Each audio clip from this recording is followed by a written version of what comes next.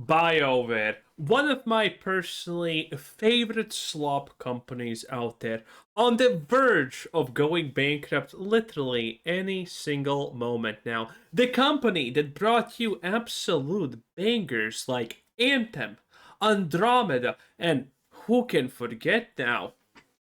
Dragon Age, the Veil God.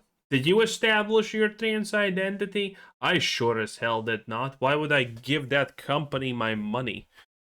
And I mean, Mass Effect 5, I'm sure it's gonna be great.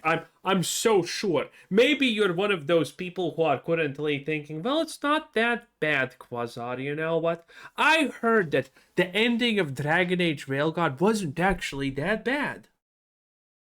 And that it was the Mass Effect team that helped the Veilguard team make it. Yeah, yeah, I also heard that. And when I heard that, because I have seen this situation before, it has happened to World of Warcraft Dragonflight, it has happened to Diablo 4, it has happened to a lot of games. And this is this comically stupid situation where people just lie.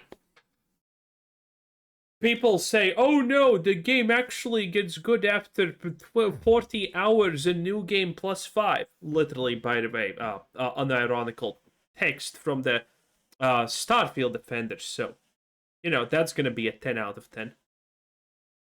In any case, yeah, no. Dragon Age The Veilguard's ending was absolute garbage. It wasn't good. It wasn't saved. So, yeah, whoever is telling you that lie is lying, and I think they know that. Gathering to talk about BioWare. Last time we talked about BioWare, it was yet another existential conversation on the company because EA had been bought out for $55 billion by the PIF, Silver Lake, Affinity Partners, basically Kushner, and the Saudis gobbled them up. And with $18 billion to clear off in debt, EA is no doubt going to start doing layoffs, embracing AI, and shutting down what studios aren't generating them a lot of money. Let's be real, most of these devs can be replaced with AI, and it's gonna do a better job than them. Let's be real, okay? You give Starfield to AI, it probably makes a better game. Obviously, that turned a lot of the industry's attention over to BioWare because they just put up a really bad performance in their last game. They haven't sold many games outside of that. They take a really long time to make their games, and they're always in development hell. And it seems like they've become a lot more trouble than they're worth to the big bad EA, especially when you have companies like Respawn that just seem to be able to be this multi-tool that can handle anything thrown their way, from Battlefield to Star Wars to Titanfall. You kind of have the company that can give you your single player and your multiplayer, which is what EA always wanted out of BioWare. And after, of course, Veilguard, BioWare has dramatically scaled down to a skeleton crew working on the next Mass Effect game. And so approaching this N7 day, I was not expecting much from BioWare at all. I had no coverage plans on the calendar because, number one, like many of you, I'm in this sort of shut up and dribble mode for this company. Like, y'all do your thing. You have to put up an all-timer performance to make many of us care because Veilguard was a traumatic experience for a lot of us who took the time to play it. And I don't say that lightly about games as someone who... Wait, what? No, Maddie, stop! You literally said Veilguard was good. I mean, I watched the review. It's a staple on the channel at this point. You didn't say Veilguard wasn't good. You said it was great. It's exactly the experience of experiences. Played and reviewed. Not a quote, but you get the point. Hundreds of them.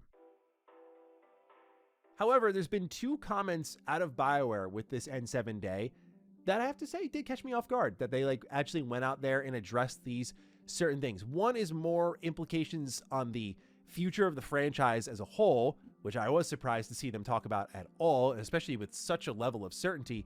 The other was just more broadly speaking about the TV show, which I also didn't expect given the current status of the franchise and how, I think any type of risky endeavor right now for Mass Effect or BioWare as a whole is... Oh god, are you ready for one more Master Chief thingamajig type of show? Are you ready for The Witcher 4 Season 4? Because everyone knows that Netflix is doing this, and I mean, if they do it, it's gonna be great, okay, boys? I'm not gonna watch it, but I'm sure those who are gonna watch it are gonna say it was the best. like a whole other level of gambling. Because just like I said with Mass Effect Legendary Edition, and also I've talked a lot about with like in our Dara interview, like a Dragon Age Legendary Edition, BioWare kind of needs like a safe, easy win right about now. So I wanted to break down some of the stuff that was talked about with N7 Day and where I think BioWare is at, because definitely what they said was of interest to me. So if you're new here and you're into watching this roller coaster of a ride known as BioWare, consider subscribing. So they have a big blog post over on the BioWare pages they usually do for N7 Day, thanking the fans. This one's written out by executive producer Mike Gamble, but it opens up with this. Like you, we've heard the rumors lately. You've made it clear you care deeply about what's next. So let's start by setting the record straight. The next Mass Effect game is in development, and EA and BioWare remain committed to telling more stories in this universe. The truth is, the last few years have been an incredibly busy time at BioWare. I can't wait for the moment when we get an official announcement that Mass Effect 5 doubles down on Vogue. But currently, the team is heads down and focused exclusively on Mass Effect. We have a lot of universe to cover, lots of features to build, and lots of romances to figure out. We're excited by what we're building, and we promise you, when we're ready, it'll be a lot of fun to show. But until then, thank you for your patience, because y'all are thirsty for news, and I see you looking for secret meanings in my tweets, which sometimes do have that secret meaning. So yeah, this is the main thing that got me to make the video, because if it was just like lore stuff, which we'll talk about in a little bit after this, I was like, yeah, it doesn't feel like really the time or the place, nor do I really have the belief that any of this will really come to pass. And I still, in my gut, in my heart of hearts, still don't feel like this will come true.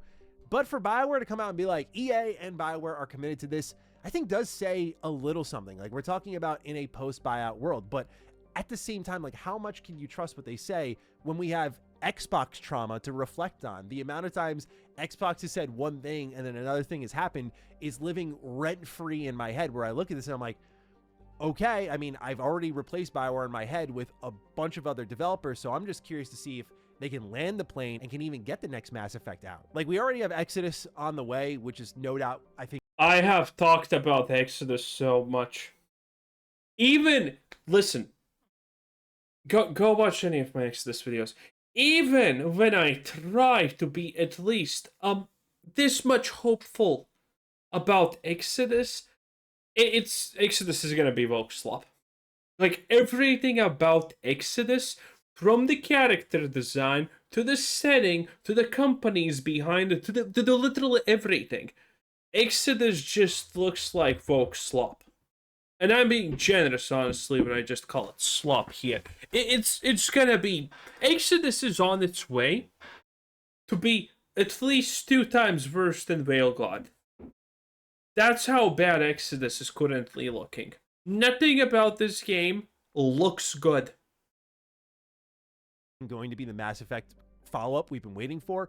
We have The Expanse: Osiris Reborn. Like, my brain... The Expanse, though, does look promising. This is what looks promising. But the other one, no. There's a better chance that I will pick up Andromeda and enjoy that than whatever that game offers.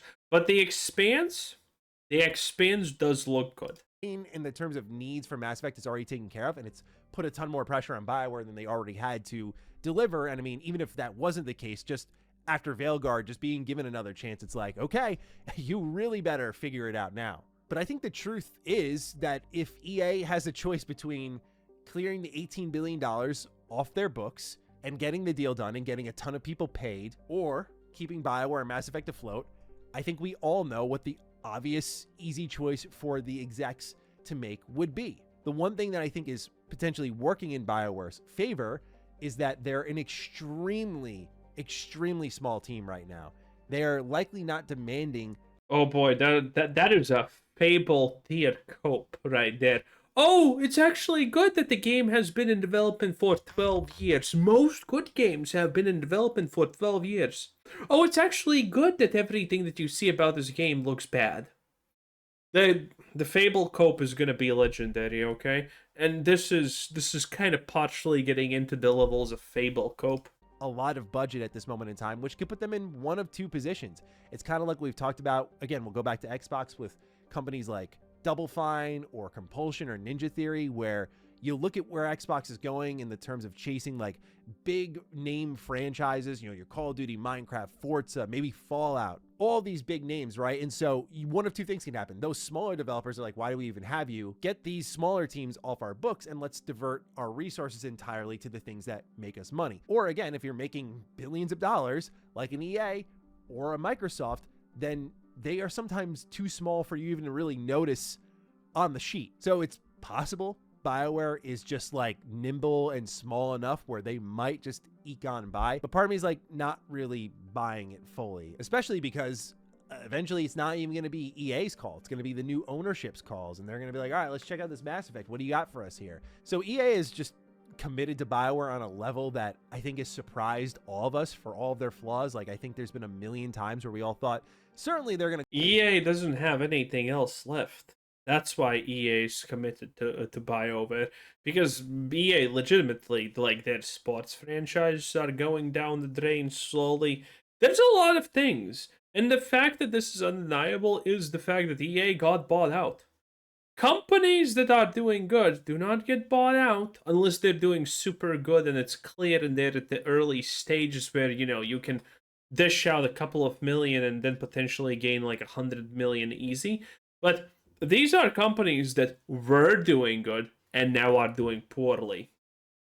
Close their doors now. And I think a lot of us thought like post Veilguard, yeah, like here it comes. This has to be the time. And even that wasn't it. So to their credit, they've hung with BioWare. The question is, will new leadership hang with BioWare? And I'm still of the mind that that will not happen. Good. But while we're here, there was more to this post that I figured let's talk about that as well while we're going into Mass Effect. Gamble writes, beyond the next game, there's more to get excited about. I haven't talked about it much, but you might have heard a little something about a TV series. We've been partnering closely with Amazon on it, and we're really excited with what the talented team over there is coming up with. Oh yeah, I'm sure it's going to be a banger like the Rings of Power. The writer's room is going strong, and we've got a lot figured out about how it fits within the Mass Effect canon, and where it sits in respect to the new game. The show will explore a brand new story within the universe's timeline. And of course it will. Of course it will.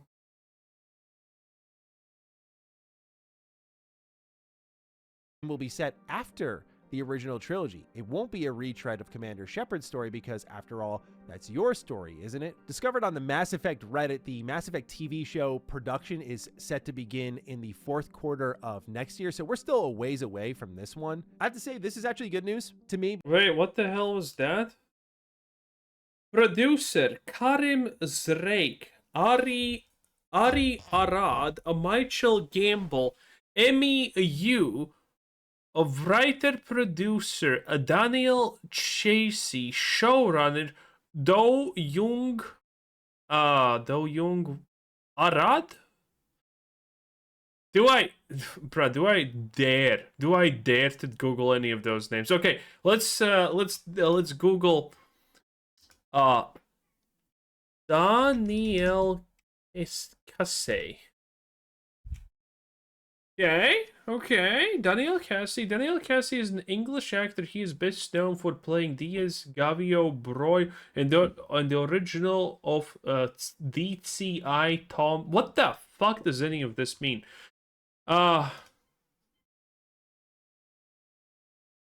Casey. Wait, no. Writer-producer Daniel Casey. I wrote it correctly. What the hell? Writer. Oh, this is a different one. This is American screenwriter. Okay. Let's see what he has done. Daniel Casey. Ooh, is he Fast and Furious? Daniel Casey, known for the Fast Saga 20. That's, I think. Oh, that's Fast and the Furious 9. Wow. Kim. I don't know what this is, but I think I have heard of it. That looks like folks super slop. Wow. Okay, here it is. Previous Charon, Kim, Fast and the Furious 9, a drone, a dead man's hour. And by the way, all of these are like Oh, his average rating seems to be like uh barely 6. He has a 1.9 with his cat on, which is a short, which means no one actually cares what the fuck that is. So this guy is a writer, and he's pretty bad even by IMDb standards. Wow, impressive. This one, I have to say, this is actually good news to me because, I mean, when you saw John Cena like posting on Twitter something about Commander Shepard, a lot of us were like, oh, is he going to be Shepard? I mean, that would be a pretty good. If John Cena plays Shepard, you know. If John Cena has any involvement with Mass Effect TV show, you know that there's gonna be a G or org. fit, I gotta be honest. But at the same time, man, I'm sorry if I just sound like a pure hater, but like the lineup of talent for this TV show is like awe-inspiringly bad. Everything from like Ari Arad to the lead writer of a Fast and Furious movie now penning the script for what we're seeing as a RPG spin-off story in the Mass Effect universe. I think the most convincing part about this whole thing is nothing to do with the show. It's really Prime. Like, okay, Prime's behind it. And if they're behind it... Oh, wow, even Mr. Matty is saying negative things about that. You know it's bad when... Wow. They're also behind Fallout, and Fallout turned out really well, but Fallout had like... Fallout didn't turn out well. It was the most aggressive 5 out of 10 I have seen in my life, okay? Even Dispatch is technically better than Fallout. Dispatch is a 6 out of 10. Nolan behind it had like great actors and actresses from like Aaron Moten and Walton Goggins to Ella Purnell. Like it had everything really there. And the only doubt was like, how is Bethesda going to represent this universe? Because sometimes they, you know, they favor their Eastern United States pocket a little bit more, but they go full West Coast, full OG with it, like really represent the essence, the authenticity of Fallout. They do a great job. But like all that is doing the heavy lifting for otherwise a TV series that doesn't have the greatest band of talent surrounding it, and the IP being in a kind of dire position. Oh boy, even Mr. Matty is not happy about this. Anyway, that was Mr. Matty, 10 out of 10. Bye.